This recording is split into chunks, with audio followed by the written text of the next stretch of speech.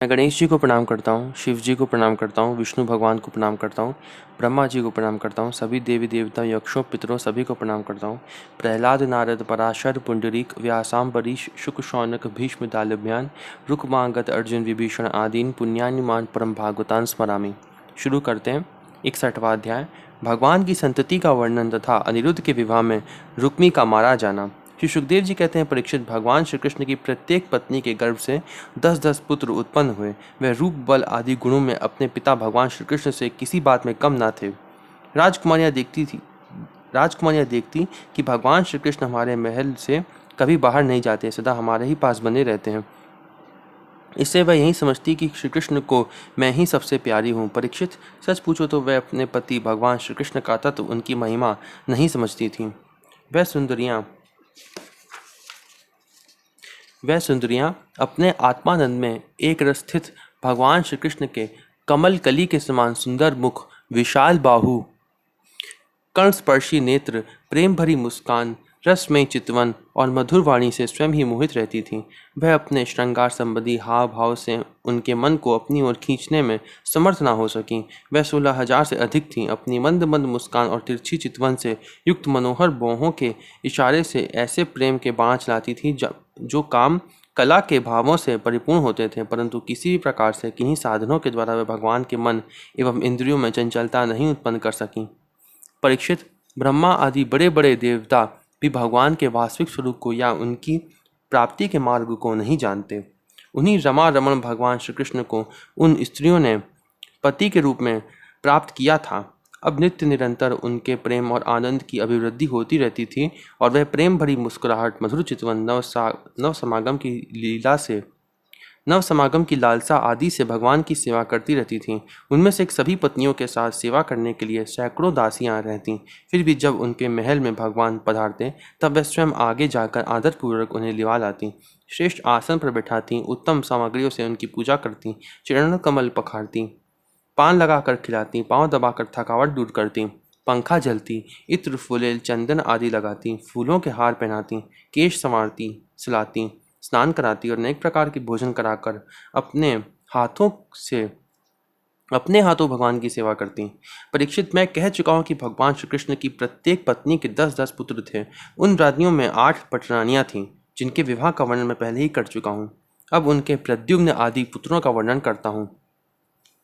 रुक्मणी के गर्भ से 10 पुत्र हुए। प्रद्युम्न, चारुदेशन, सुदेशन, पराक्रमी चारुदेह, सुचारु, चारुगुप्त, भद्रचारु, चारुचंद्र, विचारु और 10वां चारु। ये अपने पिता भगवान श्री कृष्ण से किसी बात में कम न थे। सत्यभामा के भी 10 पुत्र थे। भानु, सुभानु, सर्वभानु, प्रभानु, भानुमान, चंद्रभानु, बृहदभानु, अतिभानु, श्रीभानु और प्रतिभानु। जामवंती के सांब आदि 10 पुत्र थे। सांब, सुमित्र, पुरुजित, शतजित, सहस्रजित, विजय, चित्रकेतु, वसुमान, द्रविड़ और क्रतु, ये सब श्री कृष्ण को बहुत प्यारे थे। नग्नजिति सत्या के भी 10 पुत्र हुए। वीरचंद्र, अश्वसेन, चित्रगु, वेगवान, वृष, आम, शंकु, वसु और परम तेजस्वी कुंती। कालिंदी के 10 पुत्र ये थे: श्रुत, कवि, वृष्ण, वीर, सुबाहु, भद्र, शांति, दर्श, पूर्णमास और सबसे छोटा सोमक। मद्र देश की राजकुमारी लक्ष्मणा के गर्भ से प्रघोष, गात्रवान, सिंह, बल, प्रबल, ऊर्ध्वग, महाशक्ति, सह, ओज और अपराजित का जन्म हुआ। मित्रविंदा के पुत्र थे व्रक, हर्ष, अनिल, ग्रध, वर्धन, अन्नाद, महाश, पावन, वहिन और शुद्धि। भद्रा के पुत्र थे संग्रामजित, बृहदसेन, शूर, प्रहरण, अरिजित, जय, सुभद्र, वाम, आयु और सत्यक। इन पटरानियों के अतिरिक्त भगवान की रोहिणी आदि 16,100 और भी पत्नियां थीं। उनके दीप्तिमान, ताम्रतप्त आदि 10-10 पुत्र हुए। रुक्मणी नंदन प्रद्युम्न का मायावती रति के अतिरिक्त भोजकट नगर निवासी रुक्मणी की पुत्री रुक्मवती से भी विवाह हुआ था। उसी के गर्भ से परम बलशाली अनिरुद्ध का जन्म हुआ। परीक्षित, श्री कृष्ण के पुत्रों की माताएं ही 16,000 से अधिक थीं, इसलिए उनके पुत्र पौत्रों की संख्या करोड़ों तक पहुंच गई। राजा परीक्षित ने पूछा, परम ज्ञानी मुनीश्वर, भगवान श्री कृष्ण ने रणभूमि में रुक्मी का बड़ा तिरस्कार किया था, इसलिए वह सदा इस बात की घात में रहता था कि अवसर मिलते ही श्री कृष्ण से उसका बदला लूं और उनका काम तमाम कर डालूं। ऐसी स्थिति में उसने अपनी कन्या रुक्मवती अपने शत्रु के पुत्र प्रद्युम्न जी को कैसे ब्याह दी, कृपा करके बतलाइए। दो शत्रुओं में श्री कृष्ण और रुक्मी में फिर से परस्पर वैवाहिक संबंध कैसे हुआ?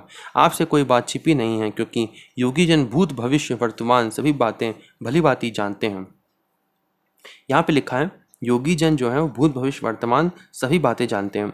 जो भगवान के भक्त हैं, जिनकी भगवत प्राप्ति हो चुकी है, वो भूत भविष्य और वर्तमान फ्यूचर भी बता सकते हैं, इसका अर्थ है। आगे पढ़ते हैं, उनसे ऐसी बातें भी छिपी नहीं रहती जो इंद्रियों से परे हैं, बहुत दूर हैं अथवा बीच में किसी वस्तु की आड़ होने के कारण नहीं दिखती। श्री सुखदेव जी कहते हैं, परीक्षित, प्रद्युम्न जी मूर्तिमान कामदेव थे। उनके सौंदर्य और गुणों पर रीझकर रुक्मवती ने स्वयंवर में उन्हीं को वरमाला पहना दी। प्रद्युम्न जी ने युद्ध में अकेले ही वहां इकट्ठे हुए नरपतियों को जीत लिया और रुक्मवती को हर लाए। यद्यपि भगवान श्री कृष्ण से अपमानित होने के कारण रुक्मी के हृदय की क्रोधाग्नि शांत नहीं हुई थी। वह अब भी उनसे वैर गांठे हुआ था, फिर भी अपनी बहन रुक्मणी को प्रसन्न करने के लिए उसने अपने भांजे प्रद्युम्न को अपनी बेटी ब्याह दी। परीक्षित, 10 पुत्रों के अतिरिक्त रुक्मणी जी के एक परम सुंदरी बड़े बड़े नेत्रों वाली कन्या थी। उसका नाम था चारुमती। कृतवर्मा के पुत्र बलि ने उसके साथ विवाह किया। परीक्षित, रुक्मी का भगवान श्री कृष्ण के साथ पुराना वैर था, फिर भी अपनी बहन रुक्मणी को प्रसन्न करने के लिए उसने अपनी पौत्री रोचना का विवाह रुक्मणी के पौत्र अपने नाती दौहित्र अनिरुद्ध के साथ कर दिया।